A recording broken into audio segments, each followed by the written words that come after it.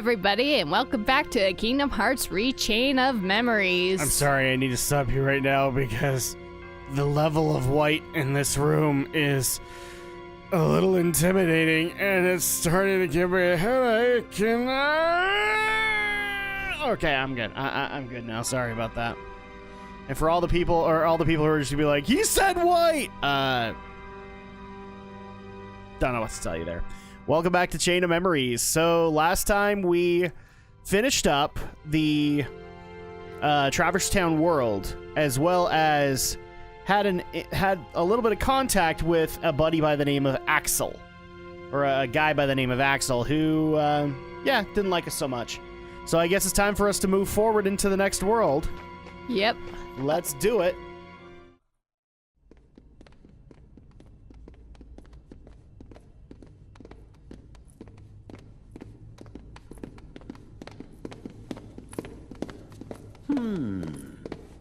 What's wrong, Jiminy? Well, you see, what Axel said back there worries me. What could he have meant by, "You may no longer be who you are"? I may no longer be me. How can I be anyone else? Of course. Still, you can't be too careful. Yep. Feels like just about anything could happen here in Castle Castle Oblivion. Oh, yeah. Now I remember. We'll be okay. Whatever it is they're cooking up, we'll be able to handle it together. Course we will. Like at that creepy castle we explored together. The one with all those weird contraptions. When was that? I can't remember. What was it called? Gorge. Oh, it was, Holly? Holler? Sorry, I can't remember. What? Stop goofing around. Goofy, sure you didn't make it up? I don't think so. Goofy seems to remember a little bit more than you do. Card of Memories. Poor Goofy. You're like, he's the only one that remembers Hollow Bastion at this point. So the swirling sphere in front of Sora is called a warp point. You could freely move to and from floors that you've already completed. And stand near it and press triangle to open the world warp menu. Okay, so this is basically how, if we want to revisit worlds, we can. Yep. And be able to continue to get cards and whatnot. So, it's just kind of a crying shame that Goofy, the one that's always forgetful, is the one that actually remembered Hollow Bastion. Oh, well. Hollow... That's funny. Why can't I remember? Yeah. We'll be here all week if we wait for Goofy to remember. Yeah, probably. So it's time for us to go into the next world, and I think me and Andrea have just kind of decided we're going to go in order. So the next one would be Wonderland. Yep. Yay, we get to go back into that music. It's happening. Open the door. Are we ready for the music? Oh, yes. It's back. Think of all the endless Oh, sorry, what? all the grinding from the first game. Hey, somebody's coming.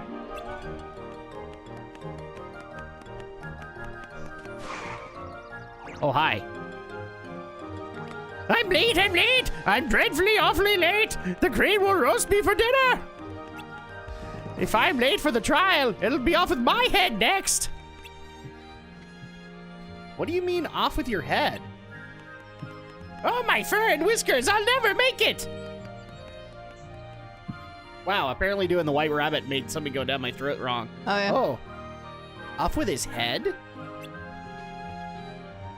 For such a peaceful-looking place, it sounds pretty dangerous. That's exactly how you should look at it. And there you go, Key of Beginnings. I think you pretty much get one, like a Key of Beginnings each world, well, right? you get those cards, those specific cards for each world. Yay! Okay, so welcome back to Wonderland, everybody. Except this time around, it's going to be with nothing but cards. So I guess what I'm trying to say is, come forth, blue eyes, white dragon. You're not supposed to do that here. There we go. So we hope everybody's having a good week so far from the part that you guys are watching, and hopefully nothing bad is happening to you guys. As you guys can tell, we've actually been very busy acquiring new slights as well as new cards and basically bumping up Sora's abilities to help him survive better in Castle Oblivion. And unfortunately, at the time of this recording, we've actually had quite a bit of controversy happen. So we're probably just going to delve into a little bit of it, just to kind of give our opinions on it. But I guess the first thing we need to address, which isn't necessarily Kingdom Hearts related, but is really big, especially as far as YouTube news is concerned. BlizzCon 2018. You watched that, if I recall, Andrea. I did watch. You watched it with me, as I recall. Yep, I did. And you got some good announcements. I mean, like, when it comes to Blizzard games, you don't necessarily play every one of them. Would you like to elaborate on that? Yeah, I watched, I probably watched a bit of Hearthstone, the World of Warcraft panel, the classic, Warcraft Classic. That's pretty much it. I mean, you play you've played Heroes of the Storm in the past. Yeah. You didn't necessarily watch the panel with the newly announced hero Orphea. Yeah. StarCraft you're not a fan of. And then there's another one that you watched that you're not a fan of, but that was just because, unfortunately, that kind of took up the whole weekend, and that was Diablo.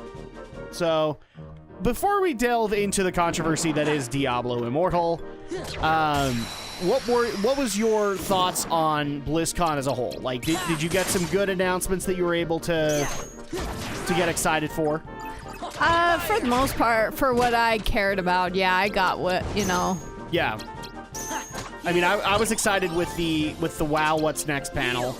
I also did like a lot of the stuff that was being announced, aside from really the ones that bothered me were Diablo, WoW Classic, and and StarCraft a little bit, but I guess it's kind of acceptable at this point. Oh, and you guys will have to excuse me for a second. I'm totally not missing. Andrea will not have to talk over me. Nope, I don't think so. The good old days of Wonderland. Who could have not missed this? And I found a gift. And I don't think there was anything in it. Sorry, for some reason I thought our window was open and it wasn't, but yeah, so I mean, I did have some bad news, but I would actually say, like, as a whole, BlizzCon 2018 was not that bad. It had some good announcements, especially for Heroes, Hearthstone, and Overwatch, all of which got, you had Orphea for Heroes of the Storm, you had Ashe for Overwatch, and then you had Rostakon's Rumble for Hearthstone. World of Warcraft had plenty of good stuff going to WoW fans. It's just, unfortunately, the two biggest things that drove me nuts were not the WoW Classic panel, but the reaction to the WoW Classic demo and panel. And then, obviously, the controversial pick, Diablo Immortal. Yeah, who could forget that? Jeez. You're not even a Diablo fan, and unfortunately, you just kind of got brought into it because nobody would shut up about it. Yeah. So what is your take on Diablo Immortal? Well, I have not played much of Diablo, but I can imagine the frustration people have expressed because of it.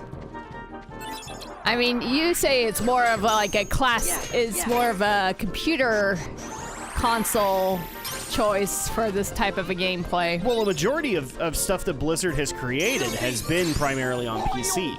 Yeah. So at that point, it just doesn't make a whole lot of sense for any of Blizzard's IPs to not be on PC. It really does feel weird and out of sorts when you consider that. Like, I remember back in the day when Lost Vikings came out, and that was Super Nintendo, but after Warcraft, like the original Orcs and Humans Warcraft, nothing really ever didn't come out on PC. And in fact, the way that it used to go was it would be on PC first, and then maybe a year or so later, they would experiment and bring that to a console and see how well it did. So, like, for example, when StarCraft hit Nintendo 64, it was a year after StarCraft had released for PC, and they decided to have another company port it out to N64. Yeah. Diablo 3 obviously is on consoles, but I mean, people will probably have to correct me on the year. I think they debuted maybe a couple of months after the Reaper of Souls expansion happened. So at that point, I mean, Diablo 3 had released in 2012 for PC, and it already had a couple of years where people were able to play it on PC only. Even Diablo 1 and 2 were on PC and then eventually made their way to PlayStation. So it just feels weird to have a game that isn't coming to PC in any way, shape, or form. But anyway, go on your thoughts on it. I just don't think being exclusive to mobile only was the best possible choice, you know? Especially with a lot of your audience on PC. Because if they say they want to go for a more casual approach for all the casual gamers, you would think they could be on like PC or console to begin with. Why would you assume that they have to be mobile? Well, to me, it makes more business sense to go to where you're established. Go to your established base. Get it out there, because that's kind of guaranteed money. That's guaranteed success right there. And then if you want to experiment and bring it out to, say, a console, or bring it out to a mobile market, which a lot of people still take from my video that I'm against. And no, I'm not against it, but I would not just immediately jump out into new fans. I would do the established fan base first. And then I would later release it onto mobile, as long as I knew that it could be done. Kind of thing. And that's where I think a lot of people are irritated on it, unlike what gaming journalism thinks, is that it's not coming out on PC at all. That doesn't make a whole lot of sense. And that and the other problem of, and you're not necessarily too familiar with this, but I've had to bring you up to speed, is the predatory practices that happen in mobile gaming. And that's what a lot of Diablo fans are legitimately worried about. They don't want the predatory practices. They don't want the microtransactions. Oh, yes. I mean, like the example that I literally picked was the Harry Potter mobile game, and I showed that to you and how predatory it is. Like, that's the market. That's basically the way that Blizzard presented it. That's what they're looking to do, kind of thing. I think the thing is with mobile, or at least that's the concern of Diablo, is they're going to the mobile market to do these predatory practices. Sorry, go ahead. Yeah, I just can't imagine how far they're gonna get with it, because I mean, I guess the only benefit of having it on mobile is if you were gonna go somewhere that you want to play this game and you don't have to haul your PC or console or anything along the way. You don't have to haul your PC or your console? What? Yeah, you don't have, if you want to play Diablo, if you're going like on a trip or something, that would be the only benefit. Well, but at that point, like, the established fan base would want to play it on PC anyway. Because at that point, they know, since Blizzard has that reputation, that they're not walking into anything bad if it's on PC. Yeah, but only if you have a good power strong enough of a Well, that's another laptop. thing that Blizzard is fairly well known for, is like, I mean, for like, most of your experience on Blizzard games is WoW. okay, which is a fairly taxing thing for a PC Oh yeah. if you don't have the right parts.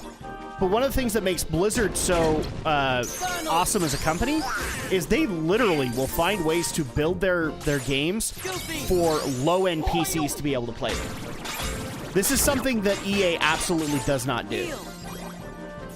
And that's where in a lot of cases, I get that you kind of had that problem, but you haven't played an EA PC game on your PC. Like, they go for highest end quality because they want you to pay top dollar kind of thing. Blizzard has never approached it that way. Yeah. In fact, they actually, one of the things I love about Blizzard is they dread whenever like WoW has an expansion that increases their PC requirements. So I've always loved that about Blizzard. They honestly give a crap about their audience to keep things as low end as possible. And then if people run them on high end PCs, they look great there too. So that being said, so you kind of have the same opinion as me, which is it would make more sense for it to come out on PC and then establish that audience there, and then eventually if they want to do a mobile game, go ahead and do it. Yeah. Is that right?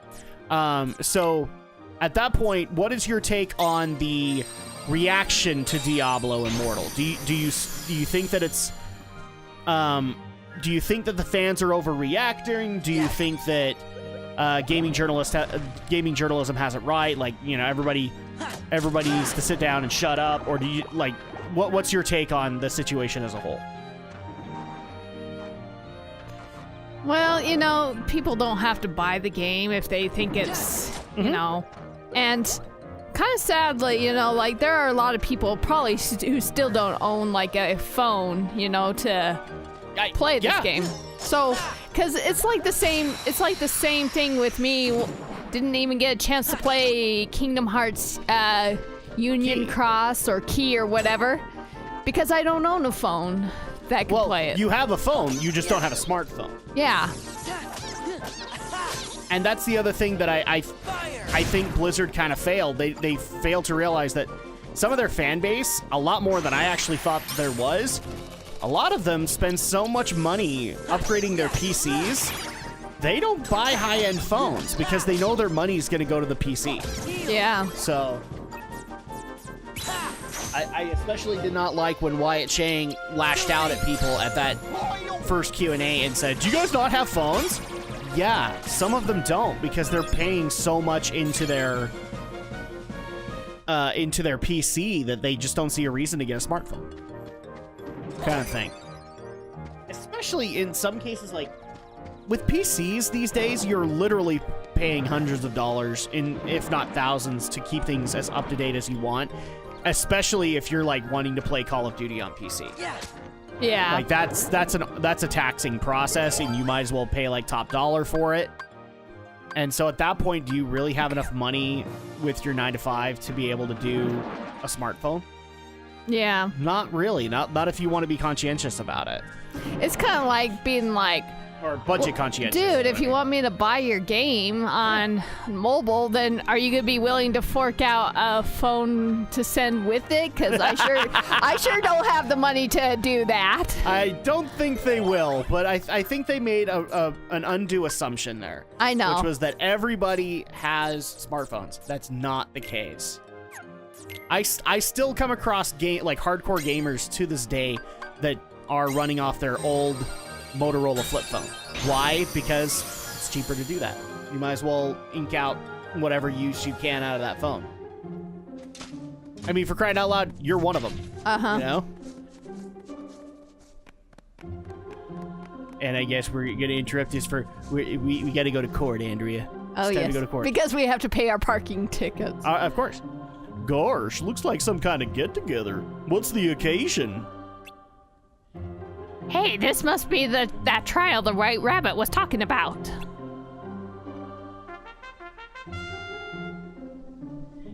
Alice, do you understand the charges against you? Of course not. I've done nothing wrong.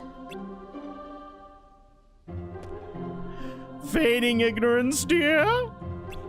You are charged with the aiding the creatures called Heartless who threaten my kingdom. Fiddlesticks! Where's the evidence? The evidence is... I forgot. That's the evidence! Because you, Alice, are the one who stole my memory!